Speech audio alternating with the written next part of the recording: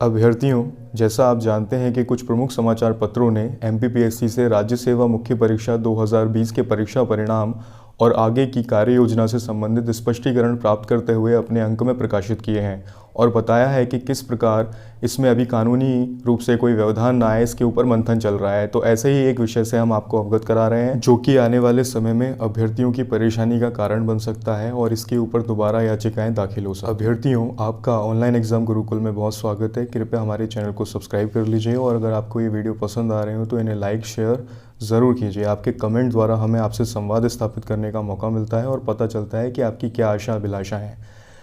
तो दोस्तों, जैसा कि आप जानते हैं कि राज्य सेवा 2020 की प्रारंभिक परीक्षा 25 जुलाई 2021 को संपन्न हुई थी, जिसका परिणाम 15 जनवरी 2022 को प्राप्त हुआ था और बाद में 24 अप्रैल 2022 से 29 अप्रैल 2022 तक ये परीक्षा 6 दिनों में संपन्न हुई थी, जिसका आज 22 नवंबर 2022 तक भी कोई परिणाम नहीं आया है और इसका इंतज़ार हम सब कर रहे हैं। लेकिन अब प्रश्न ये उठता है कि क्या एमपीपीएससी 2020 का मेंस का रिज़ल्ट आएगा या फिर इसको रिवाइज़ करके प्री का रिज़ल्ट लाया जाए। तो दोनों में से क्या प्रशासनिक और कानूनी दृष्टि से सही होगा, जिसमें बाद में फिर और भी अभ्यर्थी इस पर कोई याचिका लगाने के लिए प्रेरित ना हो। तो आइए वही देखते हैं कि आयोग ने इसमें क्या कहा और हमारा इसमें क्या विचार है। आयोग का ये मानना है कि रिज़ल्ट कैसे जारी किया जाएगा, इस बारे में अभी वकीलों से बात चल रही है। हालांकि ये तय है कि इसे सामान्य प्रशासन विभाग के 29 सितंबर 2022 में दिए गए बिंदुओं के आधार पर 87% और 13% पर ही लागू किया जाएगा और इस पर मंथन विचार हमारा चल रहा है। तो देखते हैं इसमें क्या समस्याएं या डिलेमा आ सकते हैं और किस प्रकार ये प्रॉब्लम क्रिएट कर सकता है। जैसा आप जानते हैं कि सिविल में पिछली बार यानी 2020 में 260 वैकेंसी थी और फॉरेस्ट सर्विस में 111 रेंजर ऑफिसर तथा 6 पद एसीएफ के आए थे। इसका परीक्षा परिणाम 15 जनवरी 2022 को घोषित कर दिया गया था, परंतु अब देखते हैं कि यदि इसे रिवाइज़ नहीं किया गया तो क्या परेशानी आएगी। मान के चलते हैं कि 100 सीटों पर कोई भर्ती की गई। अगर आप इसे एक्यूरेट प्राप्त करना चाहते हैं तो 2.6 सर इसका इनटू कर सकते हैं। तो हम देखते हैं कि इन 100 सीटों में से अनरिजर्व कैटेगरी अनारक्षित को 27 प्लस 13 सीटें दी गई, यानी कि 40%। ओबीसी कैटेगरी को 14 प्लस 13 सीटें यानी 27%। ये सामान्य प्रशासन विभाग के 29 सितंबर के आदेशानुसार बता रहे हैं हम। ईडब्ल्यूएस को 10 सीटें, एससी को 16 सीटें और एसटी को 20 सीटें आवंटित की गई। कुल मिलाकर 113%। आप सभी ये जानते हैं कि ये 113% पूर्णतः काल्पनिक है। इसमें से 13% हटा दिया जाएगा क्योंकि 260 सीटों का 13% 34 होता है। तो 34 सीटें अभी ये डिसाइड किया जाएगा जब माननीय हाई कोर्ट का आदेश आ जाएगा कि ये ओबीसी कैटेगरी में जाएंगे या अनरिजर्व कैटेगरी में जाएंगे। लेकिन अब यहाँ पर परेशानी यह है कि 15 जनवरी 2022 को जो 2020 प्रीलिम्स का रिज़ल्ट घोषित किया गया वो 260 का 20 गुना यानी तकरीबन 5200 बच्चों का चयन होना था, लेकिन चयन हुआ था 7711 बच्चों का। तो ये क्यों हुआ अभी आपको बताते हैं।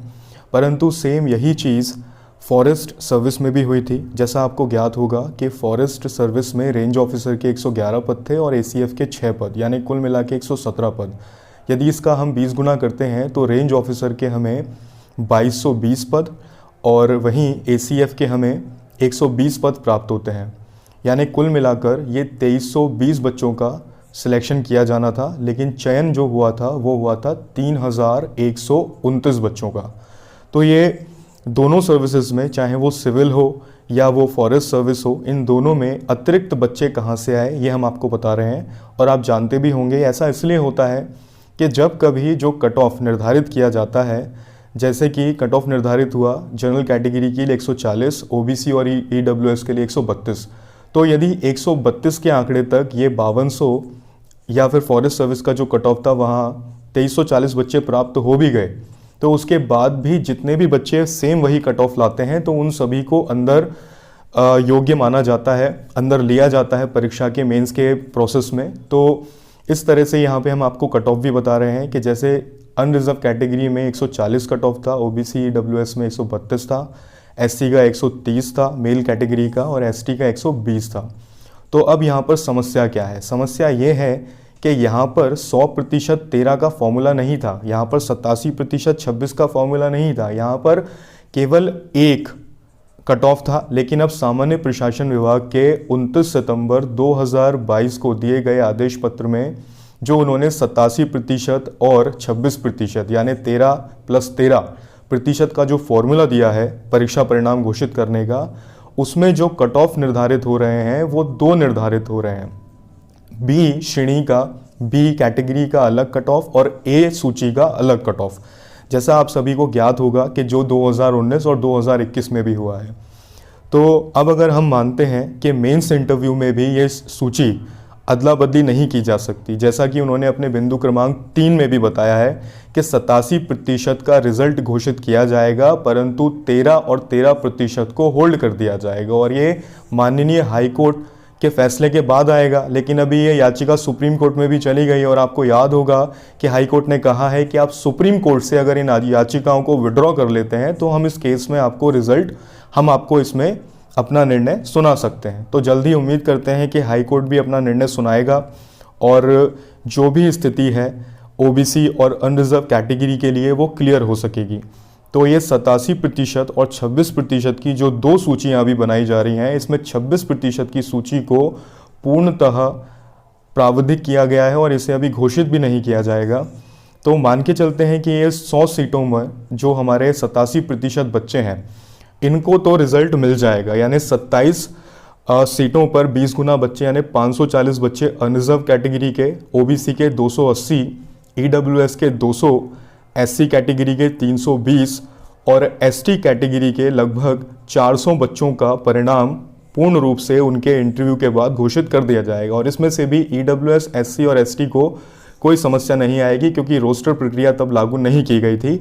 लेकिन सामान्य प्रशासन विभाग का सितंबर 2022 का नियम लागू नहीं हुआ है, जिसमें 87% और 26% की बात की गई है, जो कि 2019 में लाया गया है। अब यदि इस नियम को वर्ष 2020 की परीक्षा में लागू नहीं किया जाएगा तो ये थोड़ा अनुचित होगा, क्योंकि आप सब जानते हैं कि 2020 की परीक्षा में 26% की कैटेगरी में अनरिजर्व को 146 अंकों पर चयन दिया गया और ओबीसी के 87% सूची में 148 अंक थे। यानी कि यहाँ पर रोस्टर लागू ना होने के बाद भी अनरिजर्व कैटेगरी का जो कट ऑफ है वो दो सूचियाँ बनाने के कारण एक सूची में जो 87% ओबीसी का रिजल्ट है उससे नीचे रहा था।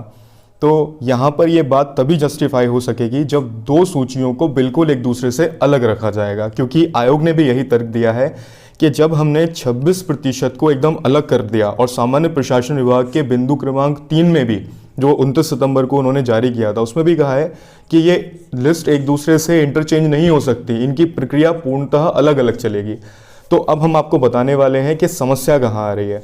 देखिए, जैसा आप जानते हैं कि 15 जनवरी 2022 को इसका रिजल्ट जब जारी किया था तो इसमें 7,711 बच्चों का चयन किया गया था, जिसमें सभी श्रेणियों के कट ऑफ एक सूची में निर्धारित किए गए थे, यानी 140, 132 इस प्रकार क्रमशः अनरिजर्व और ओबीसी का रिजल्ट निर्धारित किया गया था। उसमें दो सूचियां नहीं बनी थी और इसमें वो जो 13% अतिरिक्त है यानी 113% है वो भी सम्मिलित किया गया था।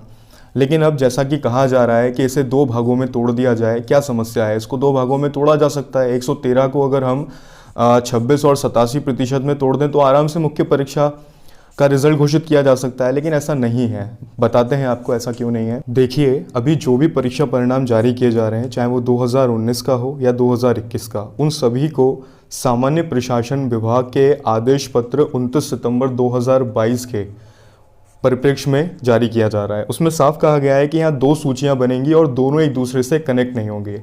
उदाहरण लेते हैं, जैसे 140 अंक कट ऑफ था अनरिजर्व कैटेगरी का और हर श्रेणी का अपना अपना कट ऑफ था, लेकिन अभी उदाहरण के तौर पर हम मानते हैं कि 260 बच्चों का 20% यानी 7711 बच्चों का सिलेक्शन हुआ। इनमें से कुछ 150, 148 भी लाए होंगे। जैसे 150 प्राप्त करने वाले 100 बच्चे, 148 अंक प्राप्त करने वाले 500 बच्चे और 146 अंक प्राप्त करने वाले 1000 बच्चे।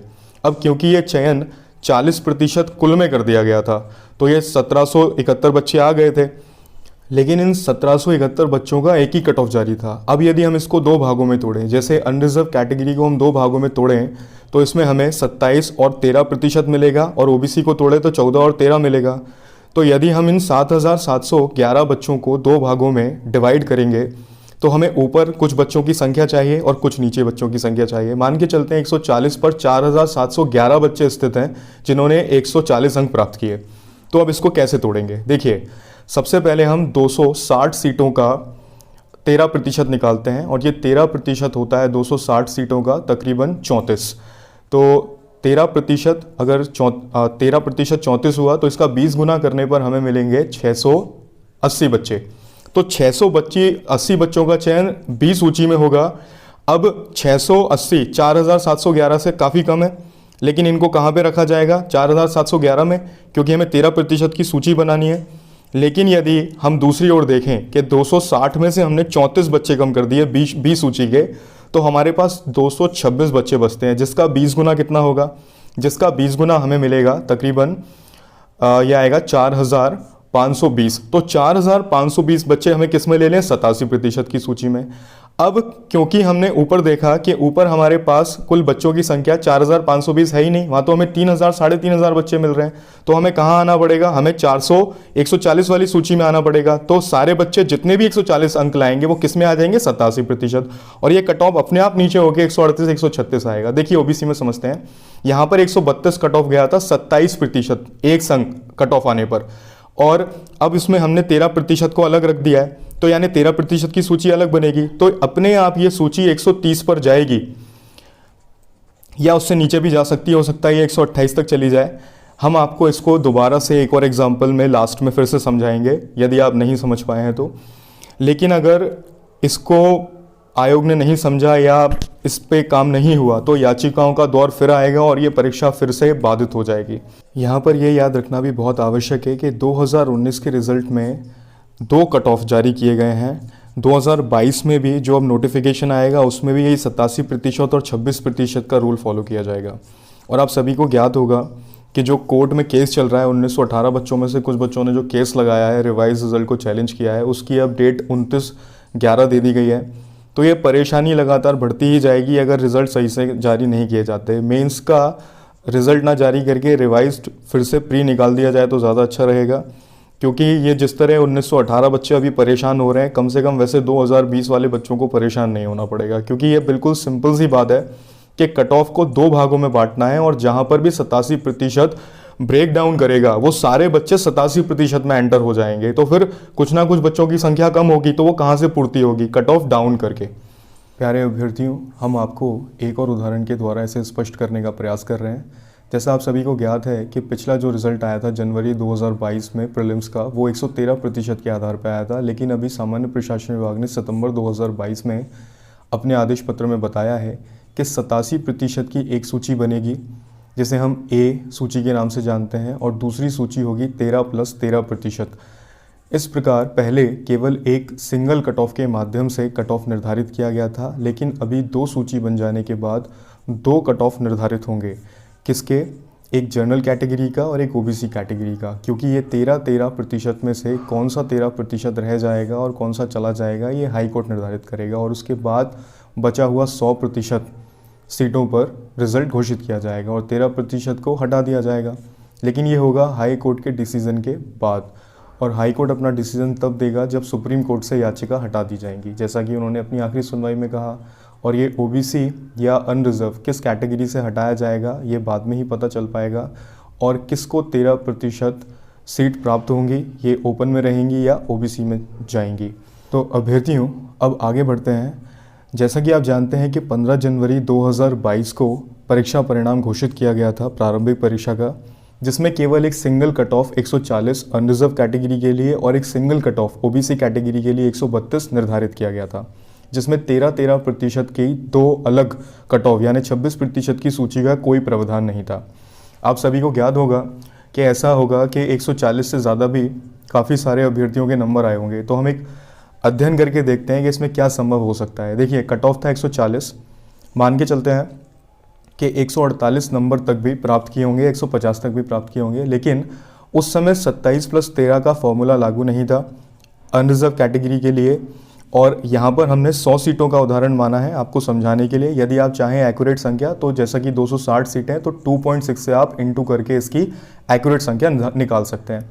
तो 27% सीटें यानी 540 सीटें और दूसरी जगह बी में 260 सीटें। इसी प्रकार ओबीसी में 14 + 13 का फॉर्मूला लगेगा, यानी 14% सीटों पर 280 बच्चे और 13% पर 260 बच्चों का चयन करना होगा। तो जब ये चयन होगा तो 800 कुल बच्चों का चयन किया जाना है अनरिजर्व कैटेगरी में, जिस पे 140 कट ऑफ गया था। अब मानते हैं कि 148 पर 25, 146 पे 175, 144 पे 100 और 142 पर 125 बच्चों का सिलेक्शन हुआ है। कुल मिलाकर ये तकरीबन 325 अभ्यर्थी यहाँ पर चयनित हो जाते हैं, लेकिन हमें चाहिए कितने? 800। अब यदि 800 में से 325 को हटा दिया जाए तो कितने बचेंगे? 475। अब 475 और लेने थे तो वो 475 के अंक जो उन्हें प्राप्त थे वो 140 थे, तो 140 कट ऑफ हो गया हमारा, क्योंकि 475 बच्चे हमें कहाँ मिले? 140 अंक पे। तो कुल 800 बच्चों का चयन हो गया, लेकिन यहाँ पर 1000 और बच्चों ने भी 140 अंक प्राप्त किए थे। तो अब कुल मिलाकर 800 + 1000 यानी 1800 बच्चों का चयन होगा, क्योंकि यहाँ पर समान अंक नियम लगेगा। समान अंक नियम का अर्थ होता है कि यदि 140 पर 20 गुना हो जाने के बाद भी जितने भी अभ्यर्थी वही अंक प्राप्त करते हैं उन सभी का चयन 140 पर कर लिया जाएगा। इसीलिए ये 1711 हुआ, क्योंकि आपको भी पता है कि 260 सीटों का 20 गुना यदि हम करेंगे तो ये कुल लगभग 5200 आएगा, लेकिन कितने अभ्यर्थियों का चयन हुआ था? 7711। तो ये समान अंक नियम के आधार पर यह चयन हुआ था। तो अब उसी प्रकार जब ये 540 बच्चों और 260 बच्चों की अलग अलग सूची बनाई जाएगी तो पहले 540 बच्चे हमें चाहिए, जिससे हम 87% की सूची निर्धारित करें। अब ये 540 में यदि ये 325 बच्चे हटा दिए जाएं तो 215 बच्चों को हमें 215 अभ्यर्थी हमें और चाहिए। उसके लिए हम कहाँ जाएंगे? 140 के कट ऑफ पर।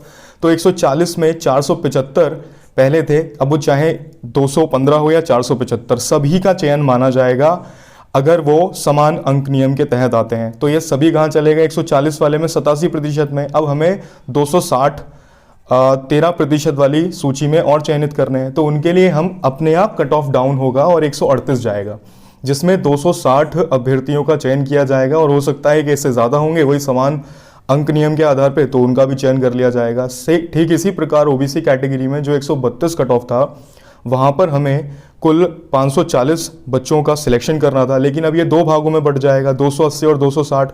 तो जहाँ पर भी 280 बच्चों का चयन होगा वो समान अंक नियम के आधार पर 87% सूची में चले जाएंगे और बाकी 260 का चयन करने के लिए कट ऑफ अपने आप डाउन हो जाएगा। अब क्योंकि कट ऑफ डाउन हुआ और अनरिजर्व कैटेगरी 140 अंक से कम होकर यदि 138 पर आता है या 136 पर जाता है तो बाकी वर्गों के बच्चे जैसे कि ओबीसी, ईडब्ल्यूएस, एससी और एसटी जिन्होंने क्रमशः अपने अपने वर्ग में अलग अलग अंकों पे कट ऑफ प्राप्त किए थे, 132 ईडब्ल्यूएस और ओबीसी का था, एससी का 130 था और एसटी का 120 था। तो अभी रोस्टर नियम भी नहीं है, जैसा आपको पता है कि 2020 के परीक्षा में रोस्टर नहीं लगा हुआ है। तो 138 यदि ये कट ऑफ जाता है तो इन सभी श्रेणियों के बच्चे कहाँ जाएंगे? अनरिजर्व कैटेगरी में जाएंगे कुछ बच्चे, और उनके वहाँ जाने से यहाँ पर स्थान प्राप्त होंगे, यहाँ पर कुछ स्थान रिक्त हो जाएंगे। तो इन सभी का कट ऑफ अपने आप यदि डाउन हुआ तो इसमें भी और बच्चों के आने की संभावना बढ़ जाएगी। ये एकमात्र ऐसी परीक्षा है जिसमें और अभ्यर्थियों के जुड़ने की पूरी संभावना है, क्योंकि आप जानते हैं 2019 में क्या हुआ। 1918 बच्चों ने जो कंप्लेंट लगाई है उनका कहना है कि परीक्षा को दोबारा क्यों किया जा रहा है, जिसकी 29 नवंबर को दोबारा सुनवाई हो रही है। लेकिन साथ ही साथ इसमें एक परेशानी और आई थी। वो परेशानी ये थी कि इसमें 87% की सूची और 26% की सूची जब बनाई गई थी तो 26% की सूची में अनरिजर्व कैटेगरी का कट ऑफ 146 गया था और 87% की सूची में ओबीसी का कट ऑफ 148 था, जो कि रोस्टर नियमों के विरुद्ध था। लेकिन इसमें तर्क ये दिया गया था कि यहाँ पे दो सूची हैं और वो एक दूसरे से इंटरचेंज नहीं हो सकती, इसलिए ऐसा किया गया है। कुछ इसी तरह की प्रक्रिया वर्ष 2021 में अपनाई गई, जिसमें 87% की सूची में ईडब्ल्यूएस और ओबीसी का कट ऑफ अनरिजर्व कैटेगरी की 26% की सूची से ज़्यादा था। यानी 2020 में भी इन नियमों को लागू करना होगा, तभी ये जस्टिफाई हो सकेगा। और एमपीपीएससी भी अभी इसके ऊपर मंथन कर रहा है, देखते हैं आगे क्या होता है। लेकिन आप सभी का ये वीडियो देखने के लिए बहुत बहुत धन्यवाद। आप अपने कमेंट के माध्यम से अपने सुझाव हमें दे सकते हैं और बता सकते हैं कि क्या आप हमारी बात से सहमत हैं या नहीं। धन्यवाद।